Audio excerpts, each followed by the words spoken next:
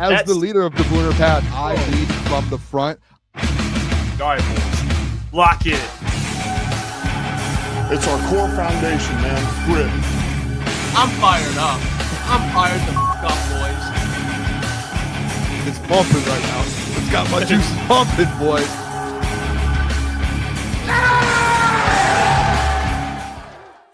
Welcome to Monday mornings here on Crunch Time Sports. I'm your host, Jeff Iafrate. And today I have things I want to get into. NFL playoffs for this weekend. No, the Lions aren't in it, but there was some great games. Especially, I mean, to start off the weekend with Bears-Packers, and we did our watch party. Just watching that was probably, I mean, it was a great football game, but it was so frustrating. Honestly, it was so frustrating. Just seeing two NFC North teams play football in the playoffs, face each other, see that rivalry, and you're just kind of sitting like Squidward and SpongeBob looking outside his window. You know, you're just missing out. It sucks. But guess what? We have an offseason to cover, and I want to talk about some things. Offensive coordinator search. We'll get to Mike McDaniel at some point during the show as well. I want to dive into the 49ers win over the Eagles, why I believe coaching matters more than some people really believe. And I put out some tweets last night, just kind of tweeting out my opinions. You know, went back and forth with some people, and I believe the NFL, it's largely impacted by coaching. Doesn't mean injuries don't factor in, but I think coaching is very important, especially when it comes to the NFL compared to other sports. And I'll dive into that at some point this show as well. Calvin Shepard, he is still on the staff. Okay, well, that's really the topic. Mel Kiper, his pick for the Detroit Lions, and we'll get into all that stuff. But hopefully you guys are having a good start to your week. Like I said, the NFL playoffs were great this weekend. You know, it was, I think, just diving in. By the way, for those who are kind of paying attention to our pick'em on Fridays, I've dug myself a deeper hole. The Eagles didn't cover. The Rams didn't cover. I had to pick those teams, even though I thought the opposite, but I just had to make a play because Caleb is in second place in pick'em. I'm in third place. Last person has to eat their way out of McDonald's. I've dug myself in a slightly deeper hole. I'm now 5 games back from Caleb. 5 games as opposed to 4 on Friday. So this is not an ideal position for me. So thoughts and prayers are appreciated. I'll probably be eating my way out of a McDonald's at some point in the next couple of weeks. So, you know, it is what it is. What are you going to do? So appreciate that, CMO. We got CMO in the chat. AG's Burner, Jay Hart. I see you guys all in here. Purple Prince. Purple Prince says McDaniel's still getting paid by the Dolphins through 2028, so the money isn't even a big factor. It's a good point. It is a good point. Kyle, appreciate you watching. He says, praying McDaniel can see that a year or two in Detroit will give him similar leverage to Ben Johnson and pick up any head coaching job available. That is true. That is true. Shout out Kamikaze as well, man. Nice to see you, bro. Nice to see you. It's good to see you. And yeah, we'll talk about the McDaniel stuff because I do have thoughts on that and some of the other offensive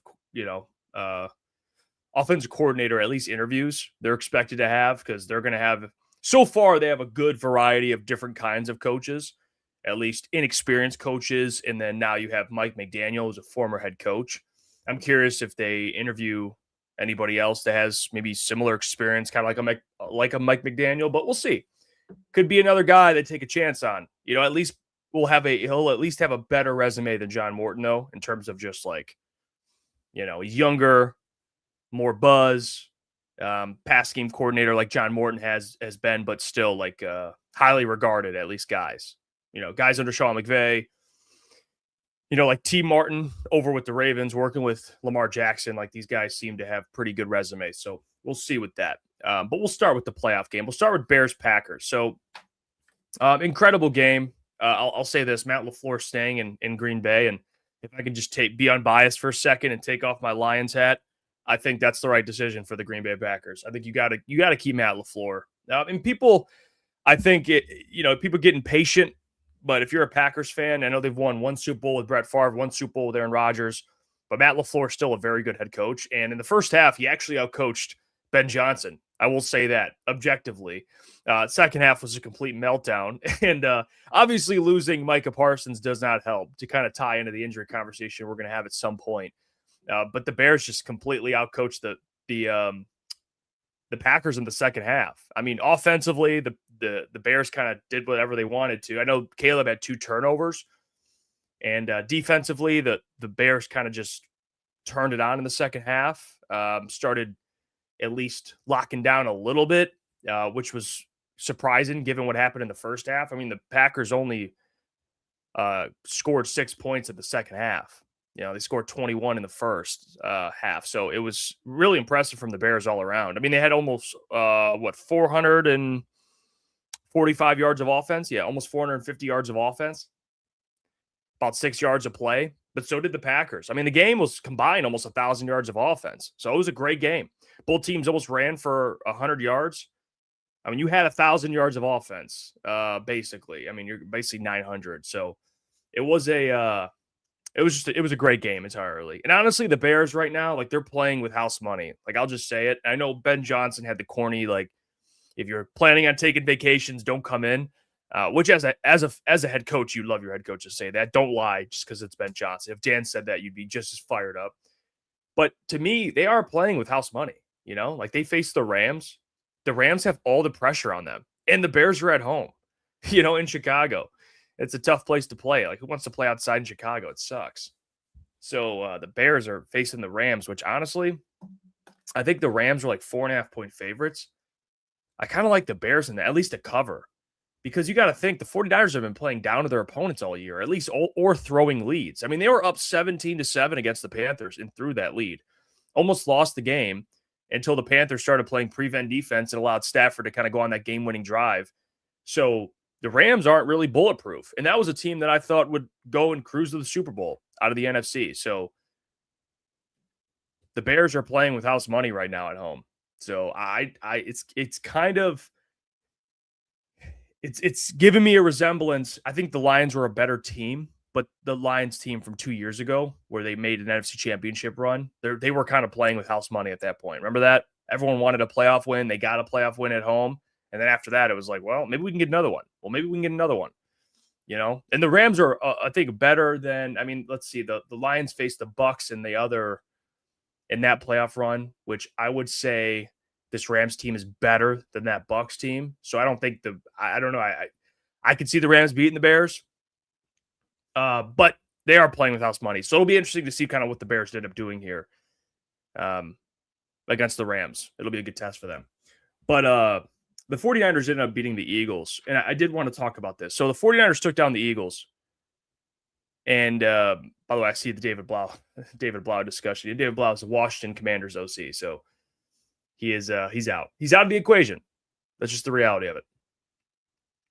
So whether you miss David Blau or not, he will not be the coordinator. All right, let's get to 49ers. They beat the Eagles. And you had A.J. Brown and Nick Sirianni punching each other. Kidding. They were yelling at each other on the sideline. And I think we could all agree that A.J. Brown is no longer going to be an Eagle. He's going to be probably traded in the offseason. Number one. Number two, not a player that I necessarily would be a big fan of acquiring if I'm another organization. I think A.J. Brown is immensely talented. I just think he's a headache, honestly. And I mean that with all due respect. You see it. It was like that in Tennessee. It's like that in Philly. And I just don't know if it's worth it to me. If I'm another team that has to pay up draft capital to get a guy that you have to always keep happy. I mean, you could see the difference when you watch the 49ers with no receivers. I mean, George Kittle goes down and they're just kind of playing hard. Everyone's just playing their ass off. Everyone's unselfish. And then you look at the Eagles and they have Devonta Smith and A.J. Brown and Dallas Goedert, and they can't move the ball. I mean, it's clearly something wrong schematically, going back to coaching. But you don't need A.J. Brown. They'll be fine. Okay, just get rid of A.J. Brown. They don't need him. But I think the biggest takeaway for me in that game is what a coaching masterclass, an absolute coaching masterclass from Kyle Shanahan and Robert Saleh. Both those guys. I mean, you look at it at least head-to-head, it was basically Kyle Shanahan versus Vic Fangio from a coaching standpoint, and you had Kevin Patullo versus Robert Saleh, which that's a first-round knockout, for being honest. So I know I picked the Eagles and pick them, but I had to, given our rankings, and I don't want to come in last place. But the 49ers was the best play here. They were. Kyle Shanahan is in. Spencer Raxter tweeted this under my tweet, which I'll show you guys in a little bit. Kyle Shanahan might be the best. No, not might. He is the best head coach to not win a Super Bowl. Honestly. I'm just thinking of other head coaches. To not win a Super Bowl. So you take away Andy Reid, you take away Sean McVay. He's the best head coach to not win a Super Bowl. Which is crazy given who's been his quarterback. But it was, I mean, you got to think what they had going into the game. They were on their like 5th or 6th linebacker. You lose Nick Bosa. You lose Michael Williams, their first round pick. You lose Jair Brown, I believe the safety out of Penn State, which they had. He wasn't in the game. They are injury riddled everywhere. They haven't had Brandon Ayuk, their number 1 wide receiver, all year because he's got his own issues going on. They lose Ricky Pearsall. I mean, dude, I don't even know. I don't know how you can come up with enough players. It's kind of like the Lions last year, but the 49ers actually won a playoff game. They won a playoff game, which you got to give credit to, and they beat the defending champs relatively healthy, by the way, the champs. You can go off the coaching staff, but which I agree, coaching matters, but they still beat the Eagles on the road. I mean, give it up for the 49ers. The way they've overcame injuries all year, and I'm not naive. I understand the schedule is obviously going to be less because last year they were 6-11. But can we just put into context that Robert Saleh being back this year has meant everything to them? And I know statistically they're not dominating every statistical category, but still they're making do with what they have. All right. And they have no pass rush. They have none.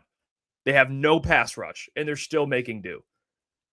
And I think it's impressive. So I think the 49ers are the perfect example of a team that has suffered the most injuries, at least impactful injuries. I don't know the specific number, but if you lose basically multiple all-pros, your first-round pick, your number 1 wide receiver, and your number 2 wide receiver, and you lose your tight end, who's one of the best tight ends in the league in the first quarter, that you have a tough, tall hill to climb, and they overcame it and beat the Eagles on the road.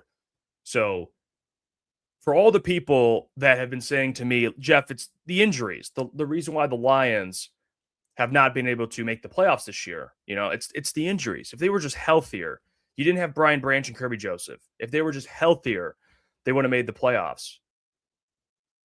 Do you realize why that's bullshit? Like, do you guys understand that now watching the 49ers? Why that's complete bullshit? That you can't just use the injuries as a crutch when there's clearly a deeper issue than just injuries, which, by the way, injuries do affect any football team, but it's deeper than that. It's coaching. You've lost more than one game this year off just strictly coaching. Let's just tell it how it is. I mean, you guys have watched every Lions game, okay? Injuries are not the sole reason they did not make the playoffs. That is bullshit.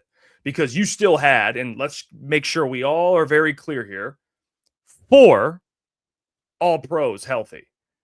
You had Amon-Ra St. Brown, Penei Sewell on offense, and you had Aiden Hutchinson and Jack Campbell on defense. And your defense wasn't even good. And you had 2 all-pros, 1 on your defensive line, 1 in your linebacker core. And let me remind you, the 49ers lost their Aiden Hutchinson and Jack Campbell and their first-round pick edge rusher, and they're on their 5th or 6th linebacker, and they're still competitive. And this is why it frustrates me with this Calvin Shepard stuff, because last year you had all those injuries, and guess what AG did with it?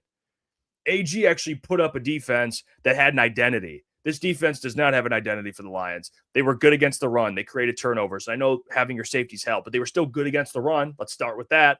Healthy front 7 this year. You can't stop a nosebleed. So coaching has a major factor in why you missed the playoffs. There's no question about it. You downgraded as a coaching staff.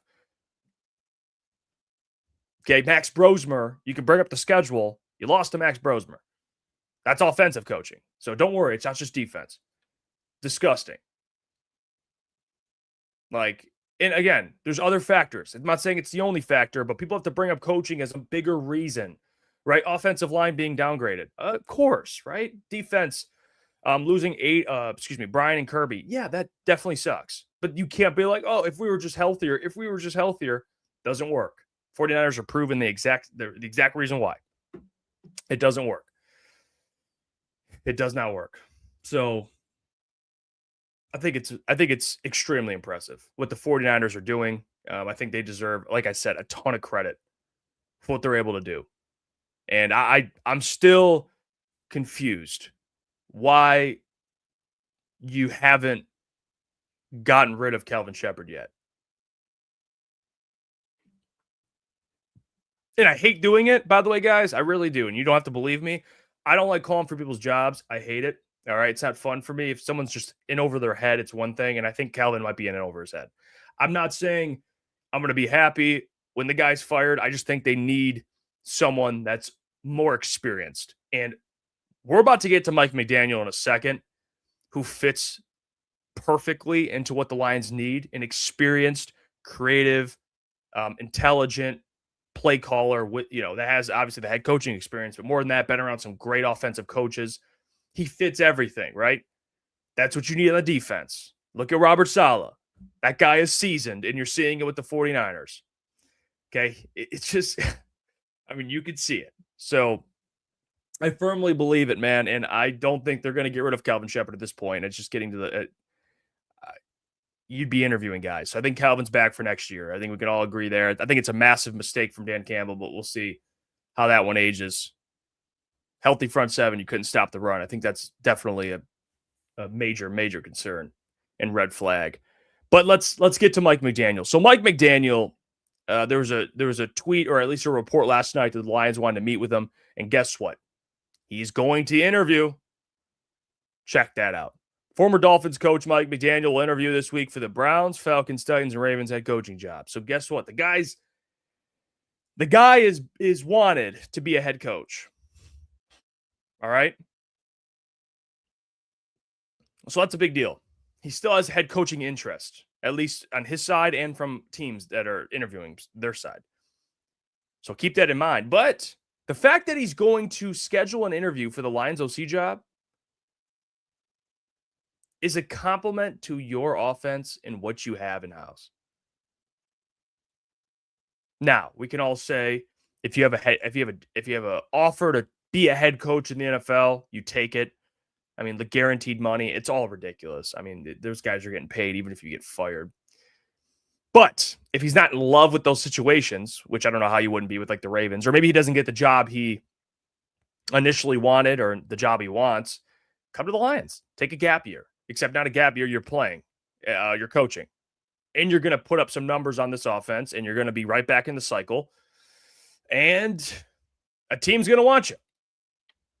Because that's what the Lions offense is, man. It's like they're going to kind of propel you into having a bunch of eyeballs on you, given the talent they have on offense, given the weapons at your disposal. You have all the tools here. And it's a perfect fit for Mike McDaniel. I said this last week. It's a perfect fit in my eyes. Perfect fit. And let me explain why. Mike McDaniel, even back to his days with the San Francisco 49ers, they were working with what? A quarterback that isn't very mobile, Jimmy Garoppolo, a timing-based offense. They were committed to running the football. That's what Kyle Shanahan is, right?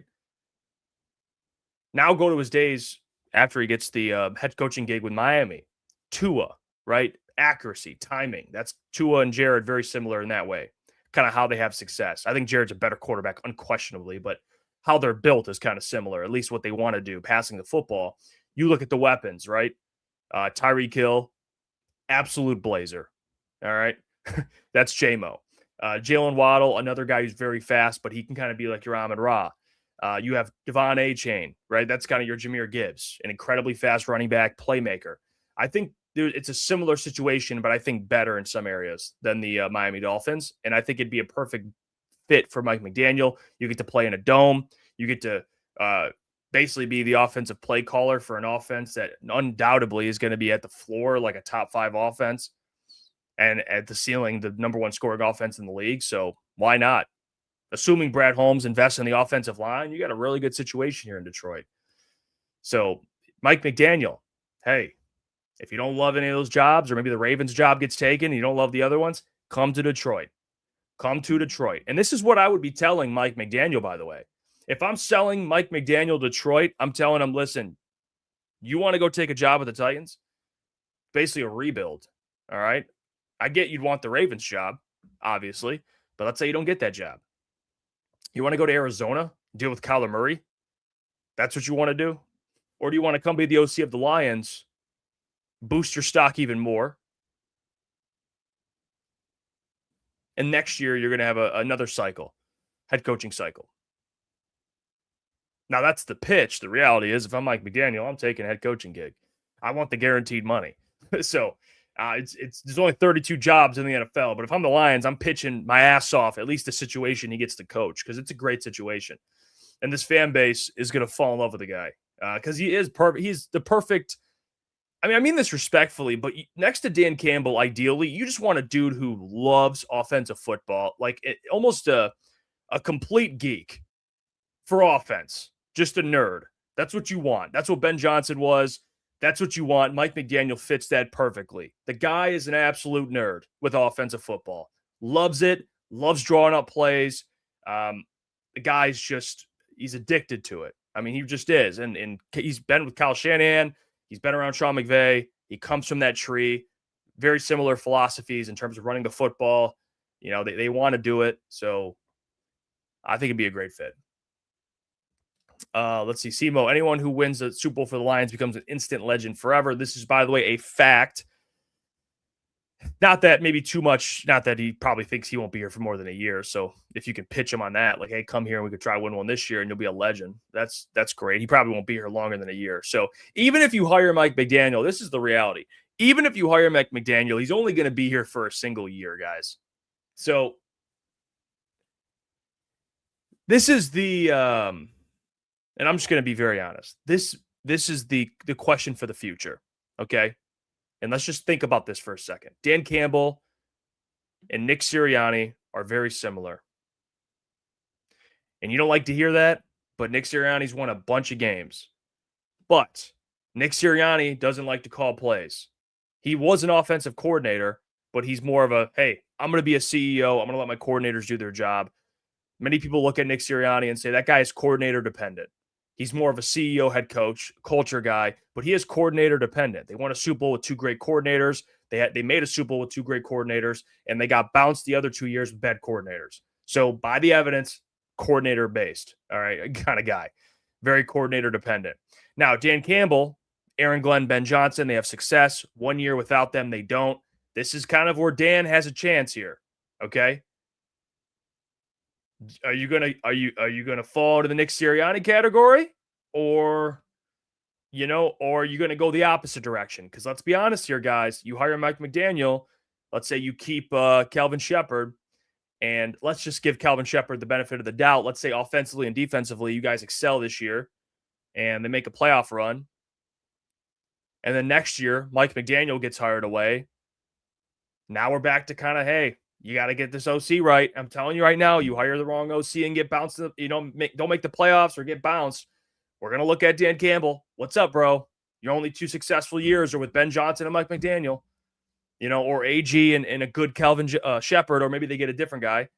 But you don't want to fall into that coordinator-dependent category. It's a brutal spot to be in because every year you're battling because you're losing coordinators. And you're like, Jesus, here we go again. We're going to lose both their OC and DC, and we're going to suck for a year unless Dan gets it right.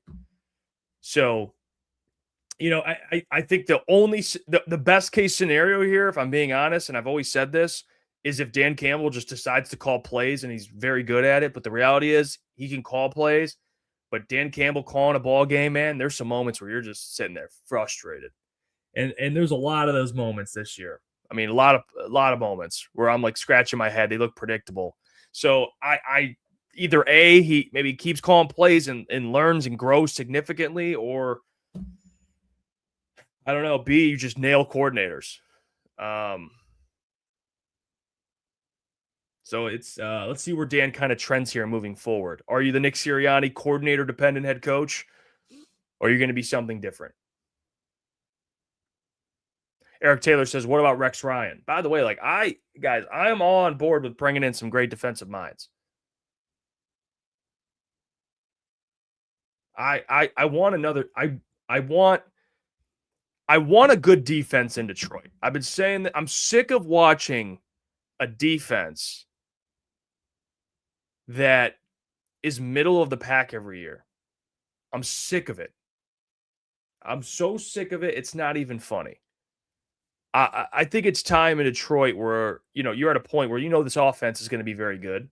Now, play calling wise, it's you want a good play caller, okay? You want a good play caller for situational football, especially second half. The second half, you just want a good play caller. All right, you do, even though you have a ton of talent. But defensively, if you had a very good defense, this team's a legit contender. That's the question mark moving forward. And I'm telling you, for Dan Campbell, you hit your wagon to Calvin Shepard and he does not work out this year. That guy, if you're Dan Campbell, no, not even Dan Campbell. If you're the Lions fan base, you should hold Dan Campbell accountable. I would be livid. It's like you chose to you chose to hold on to Calvin Shepard, and next year you fire him. Like, this guy better be very, very good. If you're going to choose to keep him. I mean, seriously. Because you're wasting time. Like, I want proven dudes. I mean, even Brad Holmes said it. Run defense was really bad. That was kind of like a head scratcher. He said uncharacteristic was the word he used. But yeah, it's like, what was the defensive identity this year? I'll wait. What was their identity? I have no clue. I mean, and Dan Campbell's not absolved. What was the offensive identity? Jared Goff? I don't know. But defensively, at least Dan's trying to hire an OC. What's the defensive identity? Giving up gash plays in the run game, I guess. That was their identity. We allow 5 yards of carry in the run game. Anybody can pass on us? I don't know. I don't get it. Stopping the run? Nope. Well, we defend the pass? Nope. Turnovers? Nope. I don't know. Red zone? Nope. Can't even be a bend don't break defense if you keep breaking. Eric Taylor, Jim Schwartz or Flores? Which one, Jeff? Give me Flores 10 out of 10 times. He's the best coordinator in the game right now defensively. Robert Saleh or Brian Flores? Give me Brian Flores. Vic Fangio too. It's those three. So give me Brian Flores. I'll take Brian Flores every day of the week, twice on Sunday. That guy is a different breed. That he is a different breed. I mean, he has the perfect combination of the ability to lead men, which I think Calvin can do, but schematics. Schematically, that guy is a genius, and I think that's where he is significantly better than Calvin Shepard. He is a schematic genius. He gets the most out of his unit, which is what a good coordinator does. Oh, let's see here. DMCG, I had faith in you, my man. I had faith in you that you would drop a comment that wouldn't frustrate me. He said, drop the Shep hate. He's not going anywhere. Offense is the reason Lions are at home right now.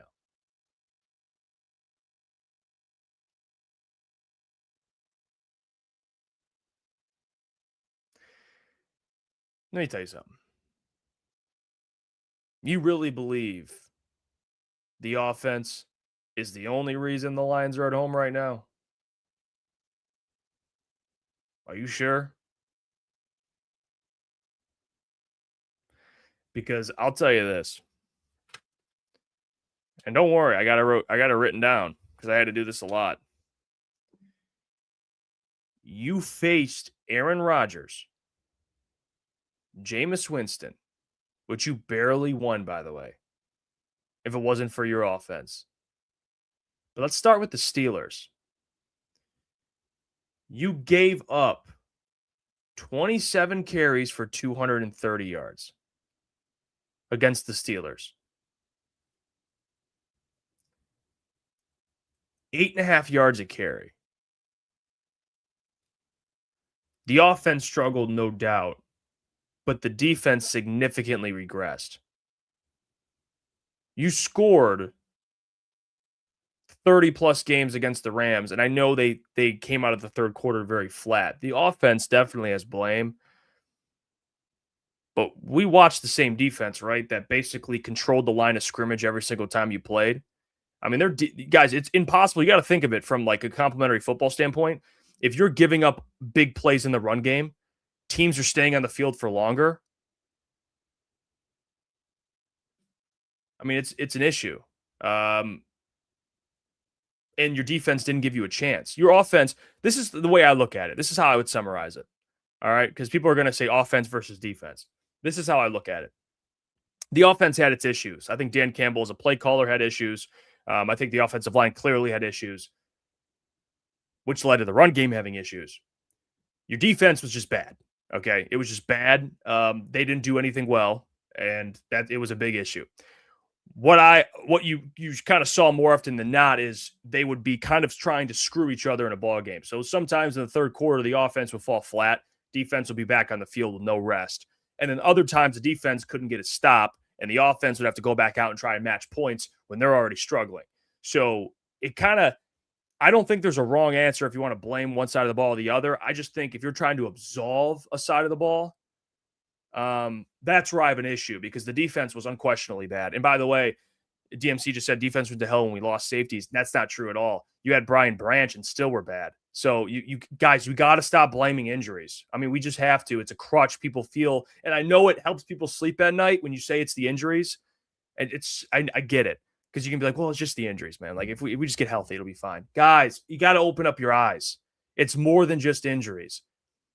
You were out coached offensively and defensively, but it's more than injuries, guys. You had an all-pro at two levels of your defense. Like, you had an all-pro edge rusher who was top 4 or 5 in sacks, who was an all-pro, and you had arguably the best linebacker in the game playing on your football team. Like, we got to stop with the injuries, man. I mean, we have to. You had the best linebacker in the game on your defense, and you had a top 5 player, according to statistically, at edge. AQM had 11 sacks. What happened to that? I thought everyone was celebrating that. You had enough guys to not be as bad as you were on defense. There is no question about it. I mean, there's no question about it. We got to stop using injuries, guys. People act like this was last year when you had half the freaking roster out on defense. And by the way, AG still was able to come up with an identity. They at least still stopped the run. And you didn't have Aiden Hutchinson or Lee McNeil, and they stopped the run. You had Zadarius Smith, who's apparently a bad run defender, and they stopped the run. You had a healthy front 7 with 2 all-pro players, and you couldn't stop the run. You kept getting gashed. Guys, we got to stop using injuries. To me, it's extremely soft. It's embarrassing. When I see Lions fans complaining about injuries on Twitter, man, if we just had a healthy team, it would have been different. That shit's embarrassing. Like, I get secondhand embarrassment from that. I mean, it's so embarrassing. At this point, it's absolving accountability from those who deserve it. Brad Holmes, Dan Campbell, coordinators. Like, injuries to me are like 4th on the list. We got to look in the mirror. I mean, seriously. Especially when you have the 49ers with all of us in the chat lining up and they're winning games. I mean, we have to stop with that shit. We have to stop with that shit. It's embarrassing. Extremely embarrassing. No one else is doing that. Like, to me, it's like it's just, well, if only we were healthier. Guys, you lost to Max Brosmer, man. Like, you lost to Max Brosmer. You lost to J.J. McCarthy. All right, you lost to Aaron Rodgers, who's a skeleton. And that defense is awful. They had no TJ Watt in that game. We got to stop, man. We got to be better. We got to be better. We just have to. And I tweeted this out. Yesterday, and I was, and this is what I mean by, this is where the frustration's coming from, by the way, because I tweeted this out and people, I just can't believe it. So I tweeted this out. I said, the 49ers just beat the Eagles in Philly as an underdog while suffering the most impactful injuries in the league. Injuries make things more difficult, by the way. No question it does. But it's not the sole reason. I don't want to hear the excuse anymore. Coaching matters. Cut it out. Eric, you don't think losing Kirby and Branch didn't have anything to do with this defensive collapse? Let me say this. 2 things can be true. And this is one of my most favorite sayings of all time. 2 things can be true. 1, not having Kirby Joseph affects your turnover ratio and your ability to create turnovers. No doubt about it. But you had Brian Branch, and you were still bad. So we got Brian Branch was there when Jameis Winston threw for 900 yards and mossed Derek Barnes. I mean, people forget. He was there for most of the game against Dallas when they scored 30 and Dak had, 300 plus yards. I mean, they turned the ball over. Branch was bad. He was bad this year. He not bad, but he wasn't like the prior year Brian Branch. I won't go that far. He was out there, man. Like, I get it. Kirby affects the game. He's an incredible player. But we gotta cut it out. We gotta cut it out, man. It's not like you talk about like the NBA. There's 5 guys on a court, and it's a star-driven league. If Cade is out, it affects the team tremendously. Clearly, one player can make a massive impact on an NBA team. It's the NFL. It's the ultimate team game. Coaching matters. Schematics matter. No doubt injuries affect it, but we got to cut it out. It's ridiculous. Devin Blair says Branch was bad. By the way, I was being a little aggressive there. He wasn't bad, but he wasn't the Brian Branch of the prior year. I mean, we can all say that. And if you disagree, I don't know what to tell you. He wasn't Brian Branch of the prior year. He still did a lot of good things good in the run game, and he was still making plays, but he wasn't Brian Branch of the prior year. That's unarguable. I mean, he just wasn't. I won't say he was bad though. I take that back. But when he was there, you were still getting torched. So I'm not saying it was Brian Branch's fault, but what I'm saying is like losing Brian didn't make this defense go down off a cliff. I mean, they were already bad. So we gotta be better than that. You got an all-pro linebacker, all-pro defensive end, both top of their position, arguably. Aiden Hutchinson's like top 5, but at least year-wise, statistically. We got to cut it out. We got to, man. And I'm not dealing with the injury thing anymore. I'm over it. And I said, if your counterpoint to the 49ers is they won't win a Super Bowl anyway, you don't understand the argument here. It's about overachieving versus underachieving and blaming everything on injuries. It's about the 49ers doing way more than expected given the injuries because of coaching. I'm not saying the 49ers are going to win a Super Bowl. Clearly, injuries are going to hurt them. But they're overachieving, guys. They win this. They beat Seattle during the NFC Championship game with half the roster out. And last year, you went 15-2, which was, again, accomplishment. You were a better coaching staff, undoubtedly. Clearly, you had Ben Johnson, Aaron Glenn, so you were a way better coaching staff. But they didn't win a playoff game. So at least the 49ers at least just won a playoff game. If you want to go that route, they just won a playoff game, beat the defending champs.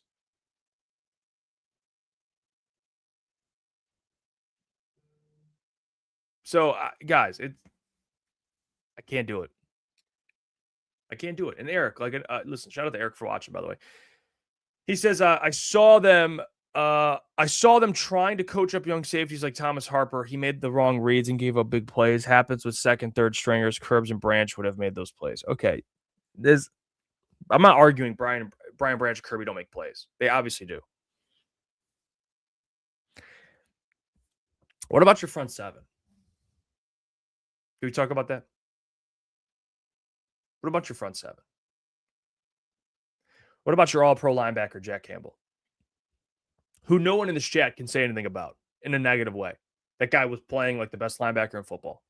What about Aiden Hutchinson, who ended with 14.5 sacks, multiple forced fumbles, interception? What about your front seven?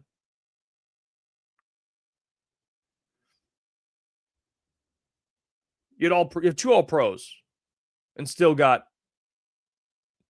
pushed around.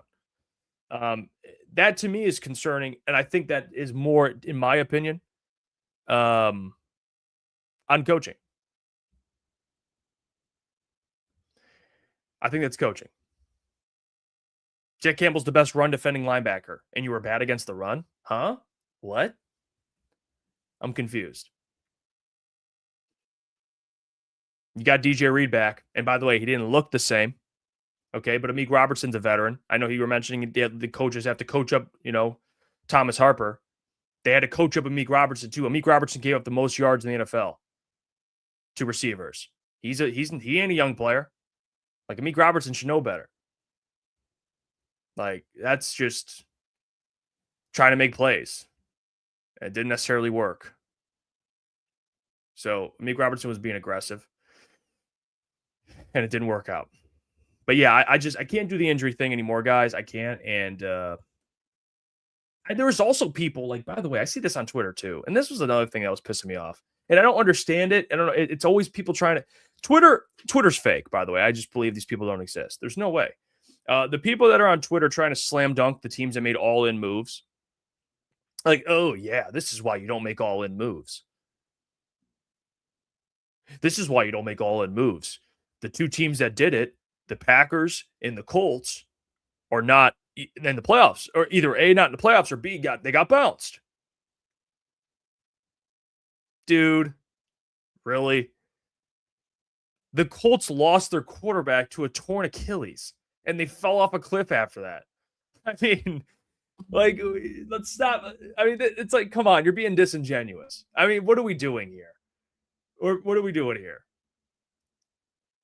And then the Packers lost Micah Parsons, and they lost Wyatt. I mean, they lost. And by the way, they still made the playoffs. I mean, they lost, and their defense was really bad. So it's like, guys, we're being a little disingenuous with that. It's like the Packers, once they get everything back next year, they'll be better. Like, again, I'm not saying injuries don't affect the game, but at least the Packers were in the playoffs and competed without their star defensive player, and they had multiple guys out. They still were hanging in there. But I think the Packers will be fine with Micah. I think they're going to be really good with Micah. They're still going to be a problem in the NFC North with Matt LaFleur, I believe.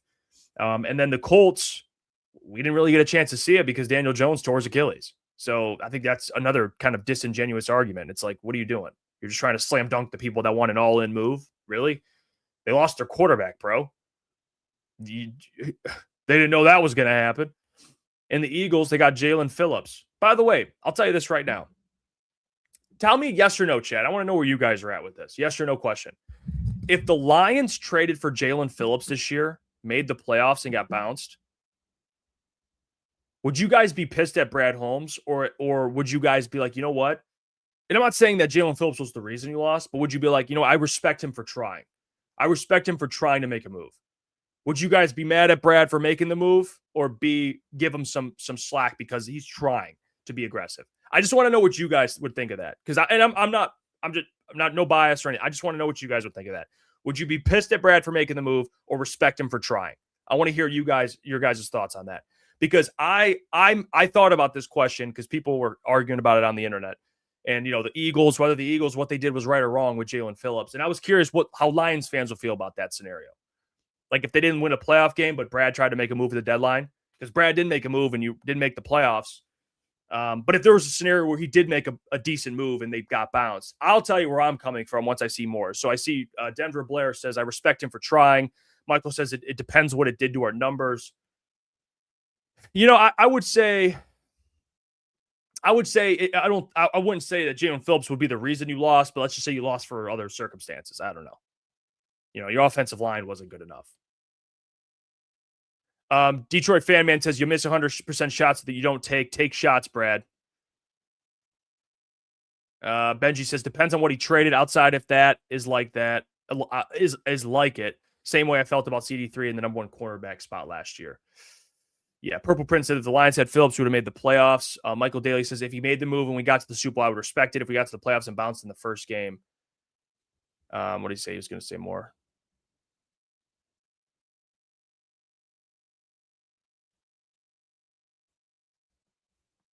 Yeah, I think okay, this is where I'm coming from. I would at least respect the move. I think this is where people, because once you start treating GMs like that, once you're like, okay, we're going to look at you, the fan base, we're going to look at you, Brad Holmes, and say, you have to make a move, but if it doesn't work out, we're going to criticize you. I think that's where it becomes not fair. Okay, if you have to be consistent. For me, I want my GM to be more aggressive, and I understand by being more aggressive, there's massive risk. But guess what? If you don't, sometimes you have to risk it. All right. What's the saying? Shit. I got to figure it out because right now would be a perfect time to fire that thing off. But it's basically about risking it. And there's massive payoff in risk. There is. And GMs get rewarded for bravery, get rewarded for that. They do. And now there is a risk involved in it. I'm not saying you're going to hit 100% on the shots you take, But I personally always respect GMs for trying. It tells me that you're trying to win a Super Bowl. Risk it to get the biscuit. We'll go with that one. Okay, I like that one. You got to risk it to get the biscuit. You got to risk it for the biscuit. All right, whatever the saying is. It tells the fan base you're trying to win a Super Bowl. And I think that's all you can do. Like, I'm not saying you make stupid, irresponsible trades, but if you're making a move to try and win a Super Bowl and you don't end up winning it, like, hey, I respect it. At least my GM is trying to win one. Okay. There's other GMs that are sitting. What did Howie Roseman say at the deadline? Sitting. I can't just sit on my hands and be like, I have to at least try. I got to try, at least try and make a move and try and improve this roster, knowing that it's Super Bowl or bust.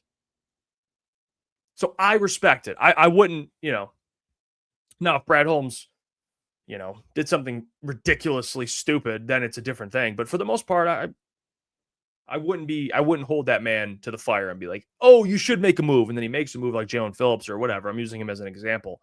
And they lose a playoff game. And it's like, well, then Brad Holmes is an idiot. No, I respect it. I respect the hell out of it, actually. Shows you got balls. Okay. It shows you have balls. Really does. So that's where I'm at with it.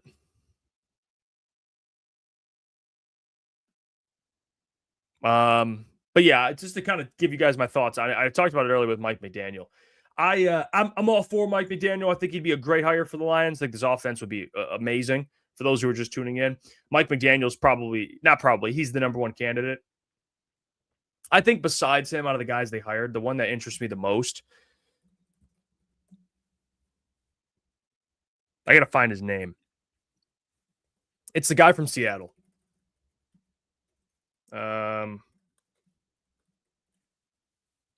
What's his name? Jake Peetz. Jake Peetz is intriguing to me.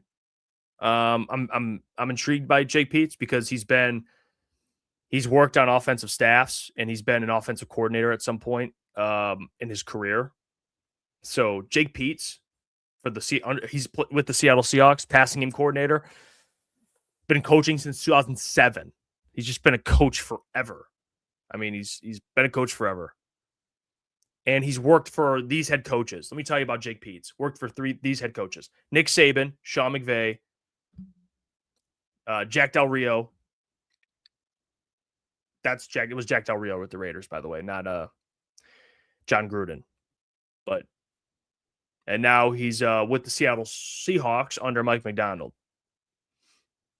So I think that's very intriguing. Super, super intriguing.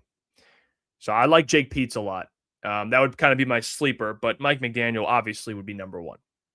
So that's what I'm after.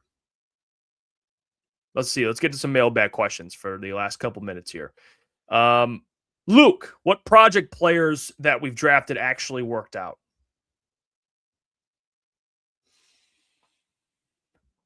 It's a good question.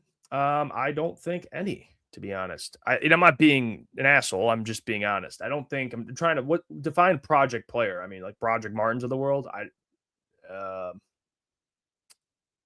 Nothing.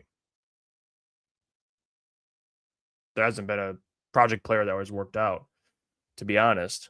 And I'm not counting like someone said Malcolm Rodriguez. Malcolm Rodriguez was a starting linebacker at Oklahoma State. I mean, I don't think he was a project. I think he was just small. So I think that's why he fell. But he was a productive player that came out of. When I think of project, I think of like Giovanni Manu. Like he's got a lot of upside, and you believe in it, and you're like, okay, Hendon Hooker, I would count. I guess you could kind of count, maybe. I don't know. He was a Heisman winner, but he still was very raw.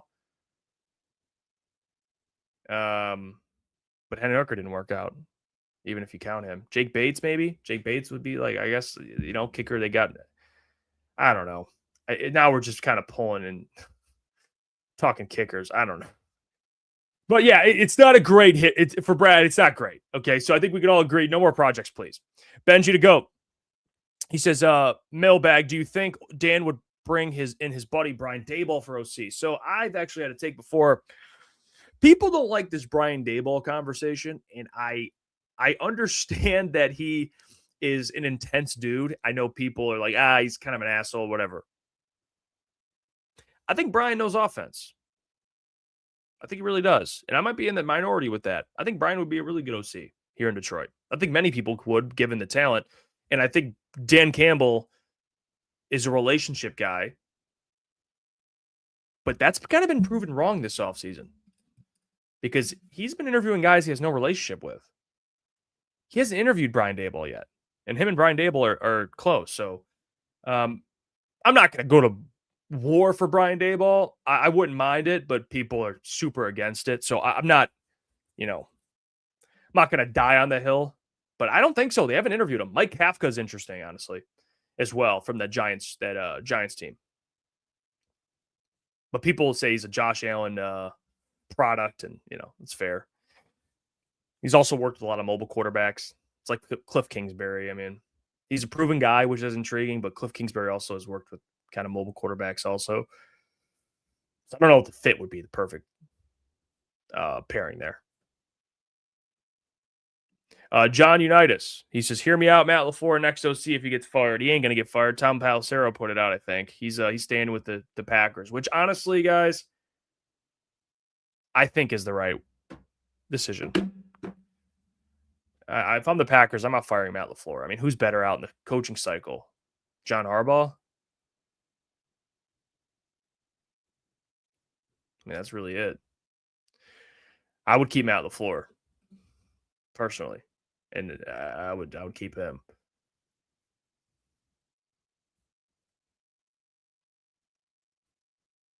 Let's see here. Any more questions? I want to see if anyone has any more things I can bring up. Denver, he says, I think Dan wants to call it because he won't lose his OC, plus it gives him leverage in his contract. Honestly, it's all great points from you, Denver. Honestly, number one, I agree wholeheartedly. I agree wholeheartedly with you, bro, that Dan should call plays. I just don't know if I want him calling plays. Like, I think it's, in an ideal world, he should, and it would be awesome. I just don't know if that's best for the Lions. I know that's what he was saying. Like, it might be best to give it to Mike McDaniel. If you saw that Dan could probably be like a Kyle Shanahan, Sean McVay, or Ben Johnson, I think you would have seen it. Not that he's incapable. I just think there's moments, especially coming out of halftime, where you're like, oh God, he definitely is not he's not a seasoned play caller at this point. So it would be ideal, but he needs a little more work with that for sure. And it would give him leverage in his contract. Denver also says, yo, Mailbag, listen, what the F is up with the Oregon quarterback? Did he blow a 0.27 alcohol content at halftime? This is why, if you're Dante Moore, you go back to school. You go back to school, brother. Okay? Go back to school. He's only started in 21 games in his career. You go back to school. You make another couple $1 million. You develop, and you cut the turnovers down. Because, he might have been under the influence in the second half. I don't know. But that was bad. That was really bad. And I think the Raiders GM was in attendance. So, there you go. Mendoza, you're going to Las Vegas. That's a fact. That's an absolute fact. By the way, I want to ask you guys. So, Mel Kiper just came out with his top prospect list where he ranks guys. And him and Field Yates they do a show where they basically go through and pick players to different teams, and they kind of do mock drafts. And I think they based this past one off of Mel's player rankings. Now, the Lions picked 17. So, therefore, the Lions were given the 17th best player according to Mel Kiper. I want to show you who they picked. And you guys give me your thoughts on the player. He played this past week. Defensive end, Akeem Mesidor. And I want your thoughts, A, on the idea of drafting a defensive end. And how would you react to that in the first round? That's what I really want to know. This is kind of the point of this exercise. How would you feel if the Lions drafted a defensive end in the first round? That's what I want to know today versus the offensive line we've been clamoring for. Akeem Mesidor, so he's 6'3", 280 pounds, 64 tackles, 15.5 tackles for loss, 10.5 sacks, 53 pressures, 10 run stops, 4 forced fumbles. It says in his description, Mesidor started at West Virginia in 2020, 2021, racking up 9.5 sacks. He transferred to Miami before the 2022 season, had 7 sacks in that first season. An injury limit. Oh, injury. There you go. Brad Holmes is intrigued. Limited him to just 3 games in 2023, but he came back with 5.5 more sacks in 2024 and looks great in 2025. The Canadian makes his presence felt against the run and the pass. He shows good bend, closing burst, and power. When his initial move is thwarted, Mesidor never stops battling. He also brings some versatility with the ability. Oh, Brad loves that. To shade inside to defensive tackle and get pressure on the interior. Wow. Now, of course, this is what I find very ironic about this is the Lions need a tackle really bad, and they take a pass rusher in the draft. We've been clamoring for a pass rusher, and they finally take one in the year everyone wants a tackle. To me, that would just be ironic. But I'll tell you what. It's not that I'm opposed. I think edge rushers are a premium position. I always say that. I've always said that, and I think you can never have enough of them. I would take defensive linemen, every couple of years in the draft, just first round. I mean, I think they're just important. It's what the Eagles do, offensive line and defensive line. I'm taking those in the first round every single time. Now, I think in this draft, there's going to be very good offensive linemen that I personally think are going to be a better selection. Just kind of going through the early scouting process, watching college football. This is a very deep offensive line, not only class, but the kind of first round. Like, you're going to see some very good guys. The tackles out of Utah. You got Proctor out of Alabama. The Miami offensive tackle. You got some good players here. So I don't know if edge would be best player available at 17. I'm very curious. Purple Prince injured and a tweener. Yeah, that's going to be the pick. That's hilarious. But I will say I'm typically not opposed to defensive end. I just think this draft there's going to be so many tackles. And someone just said the Florida center. You're thinking of Jake Slaughter, who's a beast. By the way, Jake Slaughter is going to be very intriguing to me. He's 6'5", 300 pounds. He had the number 8th highest graded PFF grade in the country, according to centers. He was 3rd in run blocking, 11th in pass blocking, for his grades. And he's a big dude. I love Jake Slaughter. I'm a big Jake Slaughter guy. So I'm all for it. I just think he's probably a second rounder. So would you have a second round pick, which, by the way, I'm not opposed either. And this is a thing that Brad's going to have to think about. Do you trade back, acquire more capital, given you don't have a 3rd round pick and you want more bites at the apple early on? I think that's something Brad's going to have to think about, because even though staying at 17 is awesome, you only have a 1st, 2nd, no 3rds. I mean, you want to pick 2 dudes? You probably need 3 to 4 guys in the first 3 rounds. I would say at least 3. So if you're Brad Holmes, that's something you really got to think about. But we'll talk about it tonight. It'll be a good week this week. We got the doc on Wednesday. By the way, guys, it's early, but I think we're pretty sold on this. We're going to be live, I think, for Rams Bears. It's just a game we have to live stream. I mean, you got Matthew Stafford, Ben Johnson. It's going to be a fun one, and it's a great game. So on Sunday, we'll be live for that. I know it's early, but look for the location if you want to come hang out with us. But just announcing it very early.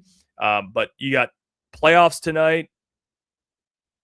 It'll be a great one. So come hang out with us. Watch the playoffs tonight. We'll be live 8 p.m. to 10 p.m., me and Booner. So coming out with the fellas. We'll chop it up, talk some off-season football, watch some playoff football. Let's get to it. But until then, I will catch you all. Have a great rest of your day. And go Lions.